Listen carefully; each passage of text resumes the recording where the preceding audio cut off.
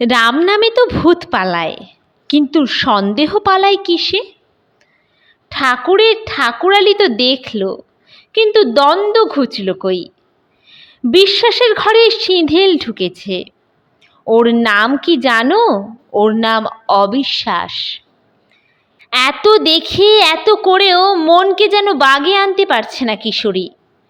অনন্তনাথ এতদিন ছিল না, গিয়েছিল নবদ্বীপ। অনন্তনাথের ভগ্নিপতি রাধারমণ গোস্বামী প্রায় প্রতি উৎসবেই নবদ্বীপ যায়। সেবার রাস পূর্ণিমায় অনন্তনাথকে নিয়ে যেতে চাইল সঙ্গে করে। ঠাকুর বললেন, যাবি বই কি, যা, মহাপ্রভুর জন্মভূমি, ওর ধুলো দেহে লাগাও ভালো। রাস পূর্ণিমাকে নবদ্বীপের লোকে বলে পট পূর্ণিমা। 4 দিন থাকে পট পূর্ণিমার মেলা। পাড়ায় পাড়ায়, রাস্তায় রাস্তায় দেবদেবীর প্রতিমার বিরাট সমারোহ। কালী, মহিষমর্দিনী, শিব সবই। এক একটা প্রতিমা কি যেন আকাশ ছুঁতে চায়, কিন্তু এর মধ্যে কৃষ্ণ কই? রাসের উৎসব চলেছে, কিন্তু রাসবিহারী কোথায়? সেই জনমনোহারী নিত্যধ্বনির বংশীবাদক নৃপবিহারী কই? মহাপ্রভু দর্শন করে ধুলোয় গড়াগড়ি দিল অনন্ত। তারপর শান্তিপুরের ভাঙ্গা রাস দেখে ফিরে এলো হিমায়তপুরে। সেদিন 5 চালায় বসে ঠাকুর, অনন্ত আর দুর্গানাথ। রাত হয়েছে বেশ খানিকটা, 1টা কি 1:30টা হবে। কথা হচ্ছিল, কেমন দেখলে নবদ্বীপ? নবদ্বীপে গিয়ে নিমাই না দেখলে কিন্তু আর তীর্থ করা হলো না। নিমাই দেখা মানেই নিমাই গত হওয়া। তমস সমুদ্র পার করে আলোর উপকূলে নিয়ে যায়। তাই তীর্থ। তীর্থ করতে গিয়ে যদি উত্তীর্ণই না হলে তবে আর কি হলো? ঠাকুর কথা বলতে বলতে হঠাৎ দুর্গানাথকে বললেন, দুর্গানাথ দা, কিশোরীকে কিছু খাওয়াতে পারেন? এত রাত্রে কিশোরীকে খাওয়ানো? আর সে এখন আছেই বা কোথায়? বিস্মিত হলো দুর্গানাথ। কিন্তু ঠাকুরের যখন ইচ্ছে হয়েছে, বললে তা পারি, কিন্তু কোথায় পাবো তাকে এখন? বাড়িতেই তো থাকার কথা। পকেটে হাত ঢুকিয়ে দেখলে 2 টাকা আছে। ভাবলে তাতেই একরকম চালিয়ে দেবে। অনন্তকে একটা খোঁচা দিয়ে বললে, চলো খুড়ো, গোষ্ঠর দোকানে যাই।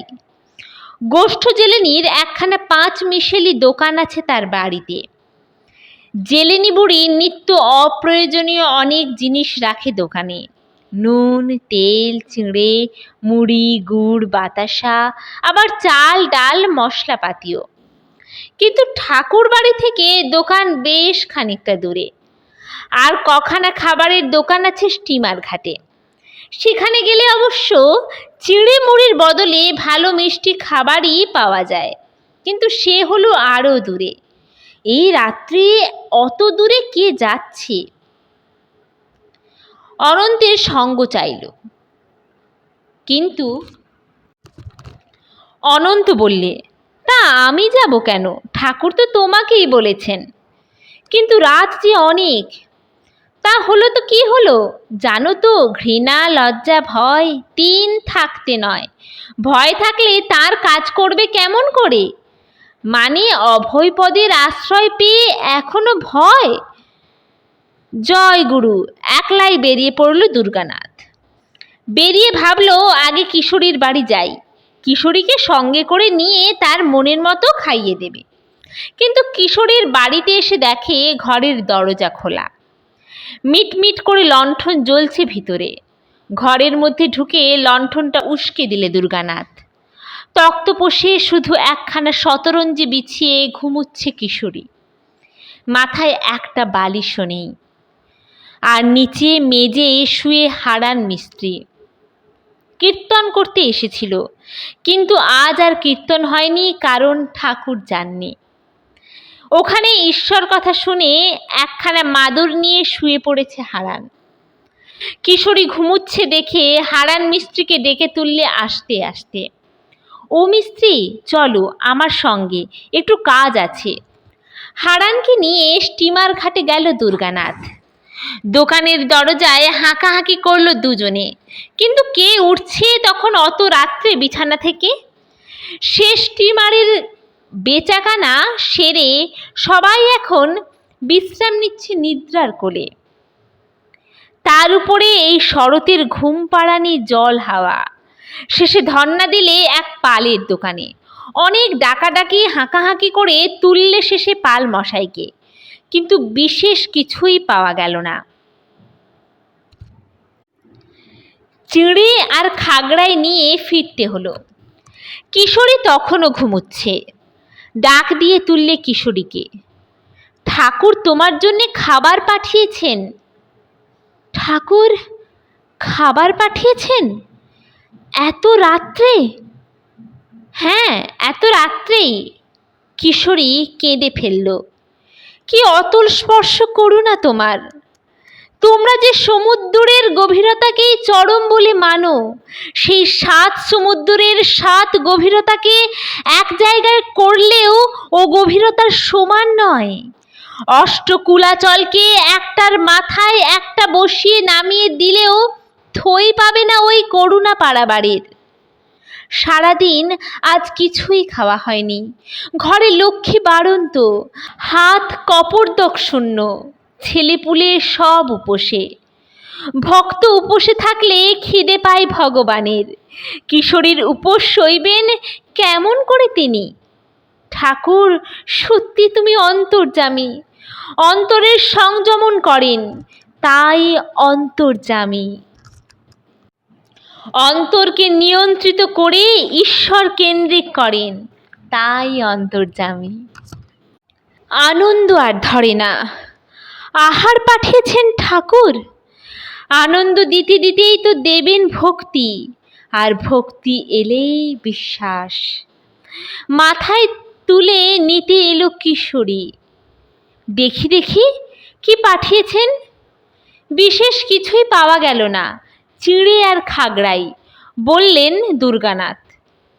চিঁড়ে খাগড়াই না ইয়ে, শুকনো চিঁড়ে কখনো খাওয়া যায়? ঘরে এসে ঢুকলো অনন্তনাথ। হাতে একটা ছোট গামলা, রসগোল্লায় ভর্তি। বললে, শুকনো চিঁড়ে কখনো খাওয়া যায়? এই যে রসগোল্লা পাঠিয়েছেন ঠাকুর। রসগোল্লা? সত্যি সত্যি করেই গামলা মাথায় নিয়ে নৃত্য করতে লাগলো কিশোরী। কিন্তু রসগোল্লা তুমি কোথায় পেলে খুড়ো? দুর্গানাথ জিজ্ঞেস করলো। বললে, আমি তো কাউকে ডেকেই তুলতে পারলাম না। শেষে পালমশাইকে জাগিয়ে তুলে আনলাম এই চিঁড়ে আর খাগড়াই। চিঁড়ে খাগড়াই এসে বিরাট এক পোঁটলা। অনন্তনাথ চিঁড়ের পোঁটলার দিকে তাকিয়ে হাসতে লাগলেন। বললেন, পেয়েছি এক জায়গায়। তুমি চলে আসার পরই ঠাকুর বললেন, দুর্গানাথটা কি কিনে দেয় ঠিক কি, তুই দেখ রসগোল্লা পাস নাকি কোথাও। ঠাকুর বললেই পাওয়া যায়, বলে আবার হাসতে লাগলেন অনন্ত। আর কিশোরী? করুণার অভিসিঞ্চনে মন তরল হয়েছে কিশোরীর। দু চোখ দিয়ে ঝরঝর করে ঝরে পড়ছে অশ্রু হয়ে। কাঁদতেই যদি হয় তবে কাম পীড়ায় নয়, ঈশ্বর প্রেমে যেন কাঁদি। ওই প্রেমের পরশ পেয়ে যেন হেমপ্রভ হই। কিশোরীকে খাইয়ে রেখে ফিরে এলো অনন্ত আর দুর্গানাথ। ঠাকুর জিজ্ঞেস করলেন, খেলো? শালা খেয়েছে? হ্যাঁ খেয়েছেও, কেঁদেছেও। কেন আবার কাঁদলো কেন? খাওয়া হয়নি সারাদিন, তুমি পাঠিয়েছ তাই। বললেন, পরমপিতার দান, পরমপিতা অমনি করেই খাওয়ান। শিকড় থাকে মাটির নিচে, দেখতে পাওয়া যায় ডালপালাকে। আড়ালে থেকেই রস জোগাতে চান। ধরা দিতে চান না লোকচক্ষুতে। কারো মুখে নিজের নাম শুনলেই আঁতকে ওঠেন। নিজে আবার কি? নিজের আবার নাম কিসের? অহং নাশের এক অদ্ভুত আচরণ সমৃদ্ধ উপদেশ। তার অহং সর্বত্র ব্যাপ্ত হয়ে আছে, তাই আলাদা অহংকে দেখতে পান না। মানুষের নাম করে যেমন খোঁয়ারে আবদ্ধ ভেড়াগুলো ব্যা ব্যা করতে থাকে, মানুষের খোঁয়ার হলো তার আমিবোধের খোঁয়ার, আর ভগবান হলেন অখিলাত্মা, তাই অনামী। নাম দিয়ে তার আখ্যা দেওয়া যায় না, পরিচয় না দিয়ে পরিচর্যা করেন তিনি। সবই প্রত্যক্ষ হলো, কিন্তু প্রত্যয় যে তবু আসে না। বিস্ময় হলে কি হবে? বিশ্বাস হওয়া যে কঠিন। রামকৃষ্ণকেই কি কেউ বিশ্বাস করেছিল সহজে? কম পরীক্ষা করেছিলেন মথুরবাবু? না ছেড়েছিলেন কেশব সেন, না স্বয়ং বিবেকানন্দ? কি করেছিল বিশ্বনাথ উপাধ্যায় আর যোগীন চৌধুরী? বিবেকানন্দ তখন নরেন দত্ত। ভাবলে পরখ করে নি একবার মালটাকে, নকল না হলে ঝুনেই বোঝা যাবে। রামকৃষ্ণ গিয়েছেন বাইরে, কলকাতায়। শুনলে ফিরে আসবেন এই এখনই। আচ্ছা, এই তবে সুযোগ। যার সঙ্গে যুক্ত হবে তার যোগটা একবার দেখে নেবে এইবার। পকেট থেকে টাকা বের করে লুকিয়ে রেখে দিলে ঠাকুরের বিছানার নিচে। কাঞ্চনে নাকি এত বিতৃষ্ণা, তা দেখাই যাক ওটা মুখের না বুকের। রামকৃষ্ণ ফিরে এলেন একটু বাদেই। ঘরে ঢুকে বসতে গিয়েছেন, কিন্তু ও কি, বিছানায় গা ঠেকাতেই লাফিয়ে পড়লেন রামকৃষ্ণ। কি হয়েছে, কি হয়েছে? হইচই পড়ে গেল অমনি ভক্ত মহলে। কীট না কাঁটা? সকলে ছুটে এলো বিছানা ছেড়ে দেখতে। ওমা, এই যে কীটও নয়, কাঁটাও নয়, এই যে টাকা! ঝাড়তেই ঝন করে পড়েছে মেঝেতে। লজ্জায় এতটুকু হয়ে গেল নরেন্দ্রনাথ। দেখলে সত্যি রামকৃষ্ণের কাছে কাঁটার বাড়া হলো টাকা। রামকৃষ্ণ হেসে ফেললেন, বললেন, বেশ তো, বাজিয়েই নে না। যোগীন চৌধুরীও লাগলো একদিন পিছনে। কাঞ্চন পরীক্ষা হলো, এবার কাম দেখা যাক। রাত্রে ঠাকুর ঘরে গিয়ে ঢুকলো একদিন আলাপ আলোচনা সেরে। বললে আজ আর বাড়ি যাবে না, ঠাকুরের কাছেই থেকে যাবে। তা বেশ বেশ, এখানে থেকে যাবি, সে তো খুব ভালো কথা। যোগিনের কথায় রামকৃষ্ণ মহা খুশি। রাত্রে বাইরে গিয়েছেন রামকৃষ্ণ। যোগিন উঠে দেখে ঠাকুর নেই, কপাট খোলা। এত রাতে কোথায় গেলেন ঠাকুর? স্ত্রী সঙ্গ করতে না তো? বিছানা ছেড়ে বেরিয়ে পড়ল যোগিন। ধীরে ধীরে চোরের মতো এগিয়ে গেল নবদ ঘরের কাছে, যেখানটায় মা থাকেন। ছি ছি, কি কাজটাই না করছে যোগিন! মার ঘরের কাজটিতে দাঁড়িয়ে আছে উৎকর্ণ হয়ে। ধিক্কারের চাবুক খেয়ে অন্ধকারে সংকুচিত হয়ে পড়ল যোগীন্দ্র। হঠাৎ শুনল মানুষ আসার শব্দ।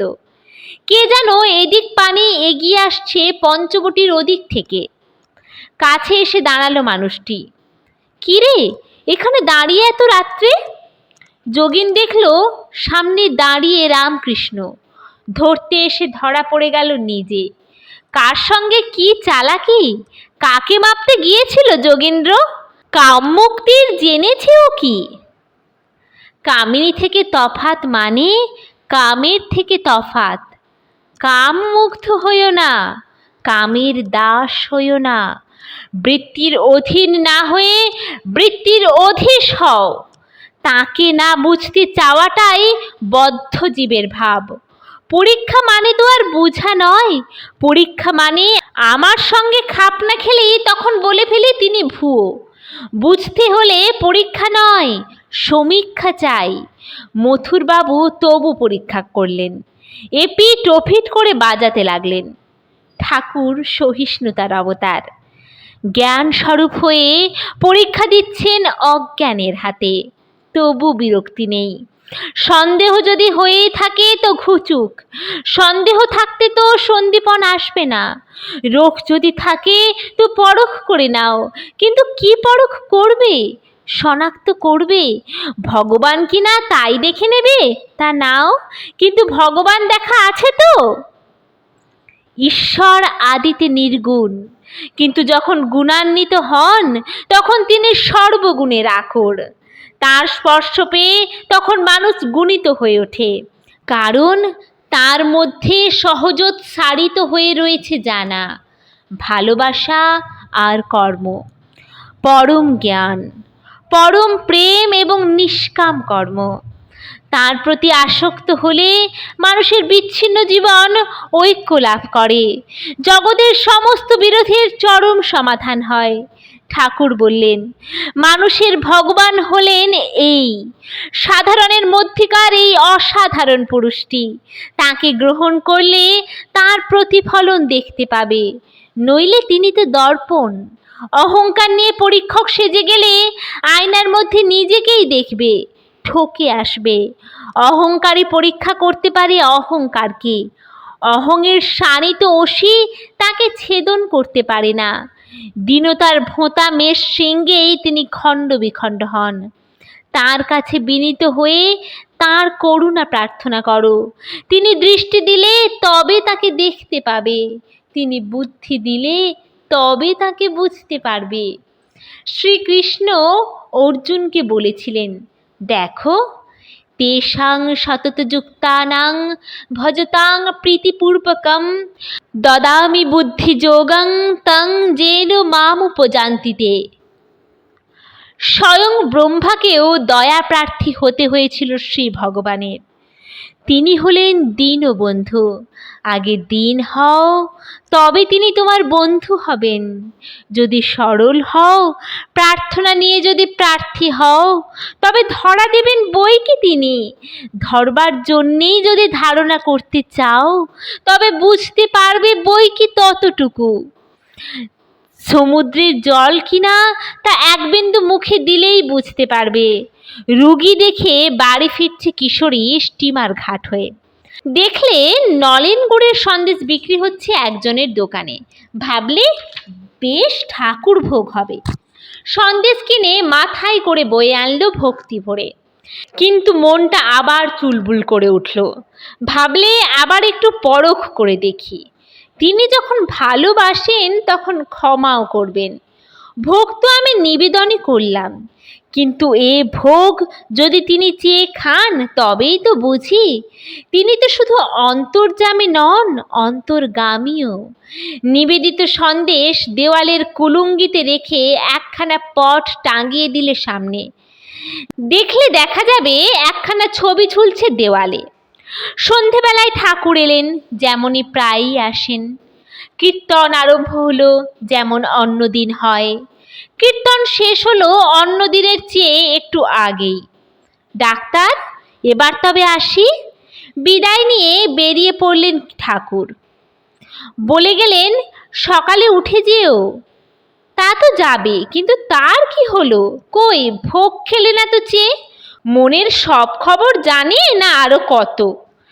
এতবার যে সন্দেহ ভেঙেছেন সে কথা ভুলই হয়ে গেল কিশোরীর। এইবার পাশ না হলে যে আগেকার গুলো তো ফেল। ডাক্তার যেতে যেতে রাস্তা থেকে ফিরে এলেন ঠাকুর। কি ফিরলে যে? হঠাৎ ফিরল কেন আবার ঠাকুর? কিশোরী একটু বিস্মিত হলো মনে মনে। একটু জল খেয়ে যাই, কেমন জল তেষ্টা তেষ্টা লাগছে। উঠে এসে আবার কিশোরীর ঘরে বসলেন। কিশোরী জল এনে দিলে, এই নাও খাও। জলের গেলাস হাতে নিয়ে বসে থাকলেন ঠাকুর। শুধু জল, শুধু জল খাবো কেমন করে? আমতা আমতা করে আবদার ধরলেন, একটু কিছু দাও, মুখে দিয়ে খাই। কি দেব? যা ঘরে আছে তাই। ঘরে যে আজ কিছুই নেই গো। বালকের মতো নাছোড় হয়ে রইলেন ঠাকুর। দাও দাও, একটু মিষ্টি দাও। শুধু জল খেতে পারবো না আমি ডাক্তার। পরম অপেক্ষা ভরে তাকিয়ে রইলেন ডাক্তারের মুখের দিকে।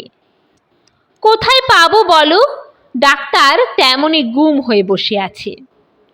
একটু খুঁজে দেখো লক্ষ্মী।